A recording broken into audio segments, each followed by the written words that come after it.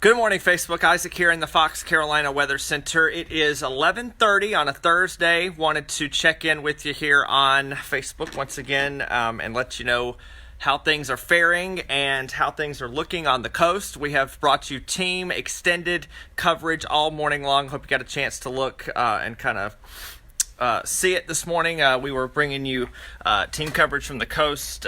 We have crews on Murrells Inlet, or in Murrells Inlet, as well as Charleston, and checking a couple of emails as well. So good news this morning is that Dorian is slightly weaker, but it is still a strong hurricane. Category 2 in intensity. It is 110 mile per hour maximum sustained winds. It is located just offshore of the state. We have seen this actually wobble a little bit closer to the coast, and it is not that far away from making landfall, but right now we're kind of seeing it sit and reorganize its position, for lack of a better term. It is not expected to make a direct landfall. Remember, a landfall happens when the center of the storm intersects the coastline. So if the eye wall touches the coast, that is not a landfall, is what we call an indirect landfall. So we could see one of those, but overall we're looking at a Category 2 storm. You can see the outer edges of the eye wall here, very, very close to shore. This is McClellanville. Murrells Inlet is sitting right about here. It's a little east of Charleston. Winds are 110. Movement is to the north-northeast at 8 miles per hour. And on this track, it is going to pass very close to the coastline. You can see it's basically sitting just offshore, and by tonight it's going to be near the South and North Carolina line, closer to Wilmington, and then closer to Morehead City overnight. And by Friday morning, it should be at a point near Cape Hatteras. So again, the overall presentation of Dorian continues to remain pretty impressive. You can clearly kind of pick out where the storm is. Outflow from this reaching New York City. So this is an increasing storm in terms of its size, but thankfully the wind speed has dropped slightly to 110 miles per hour.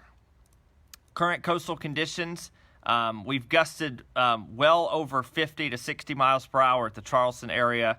And here's the latest radar. You can see the western edges of the eye wall, very close to Ondaw, over into areas closer to the McClellanville area. Again, right here is the eye wall, so it is so close. And as we look at the last 3 hours, you can see how this eye wall is just really filling in very, very close to the coast. And again, the movement is to the north-northeast. So again, Ondaw up to Georgetown, likely to get some incredibly strong winds from this system. And then this is going to be shifting basically right up the coast toward Georgetown and Pawleys Island and Murrells Inlet, and eventually Myrtle Beach. Right now we have a flash flood warning for Horry County, including Conway. That's north of Myrtle. And then we've got flash flood warnings for Charleston, Berkeley, Georgetown, and Charleston counties included in that. And then we have had tornado warnings in effect for a good portion of southern North Carolina. Thankfully, right this second, there are no formal tornado warnings in effect. There are tornado watches in effect for eastern South Carolina into eastern North Carolina for the potential for spin-up tornadoes to continue. So Futurecast, by 2 and 3 p.m. today, you can see that the worst of the weather is again on that western eye wall from McClellanville to Pawleys Island up to Myrtle Beach, Murrells Inlet. And then going into 5 and 6 p.m. this evening, the center right offshore, and some of the worst weather still near Myrtle Beach. And by 11 p.m. this evening, very close to Wilmington, conditions improving, but still not the best out in Myrtle Beach. But certainly the worst of the weather is going to be kind of shifting with the center over into areas of North Carolina. And then by daybreak tomorrow, 7 a.m., it's near Morehead City, moving toward Cape Hatteras, and then it's out to sea. We can say bye, Dorian, bye. So many of you asking about winds locally. We have somewhere in this graphic, I have our wind speeds. There they are. So this is a local wind speed. We've got a 17 mile per hour wind in Spartanburg, 15 in Greenwood, 15 in Greenville. And we've got some gusts higher, approaching 20 miles per hour, but that would be about it. It's pretty warm outside too. We're in the 80s already. You can see that already 88 in Toccoa. We'll be in the 90s in Northeast Georgia again today. 84 in downtown Greenville. So once again, here is the radar view. The western edge of the eye wall, very close to Ondaw up to Georgetown.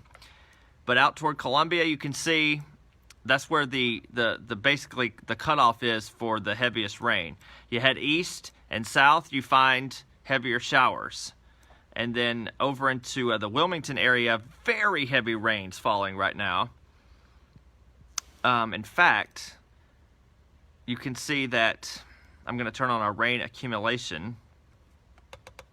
And we've certainly seen 3 to 7 inches of rain from Myrtle Beach over to Wilmington. And again, that's where some of the hot spot areas will be. But as the center of the storm makes a little bit closer past in Myrtle Beach, it's going to be bringing a lot of the heaviest rain and wind with it. So again, Charleston will be under the gun for a while longer. Myrtle Beach, your conditions will be going downhill through the day and becoming even more intense and significant this afternoon and into tonight. So that's the latest on Dorian. We're going to have a special newscast coming up at noon. Our news team coverage will continue.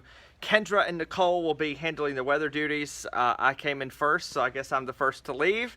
And Kendra is coming to relieve me, and then Ben is coming in this afternoon. The entire weather team, of course, will continue to bring the latest on Dorian. And then I'll be back tomorrow morning, of course, bright-eyed and bushy-tailed.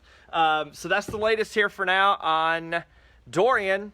And we are going to continue to keep you posted here on our Facebook page as well as through our app and on air as well. Thanks, guys. Hope you're staying safe, and we will see you later.